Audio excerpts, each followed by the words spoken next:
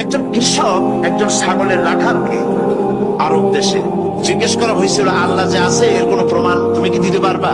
তুমি কি প্রথমে বলো আল্লাহ আছে, তুমি কি বিশ্বাস করো? অবশ্যই করো।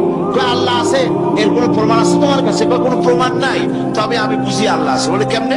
কয় যে আমি তো ছাগলের রাখাল, আমি তো লেখাপড়া করিনি, আমি দার্শনিক না বিজ্ঞানীও না কিছু না, ছাগল পালি। আমি চিন্তা করি ছাগলে খায় ঘাস আর পায়খানা করে কতগুলো ক্যাপসুলের মতো ট্যাবলেট। আল্লাহ যদি না থাকবে এগুলো হয় কেমন? ওর মাথা যেমন ও বুঝছেও তেমন।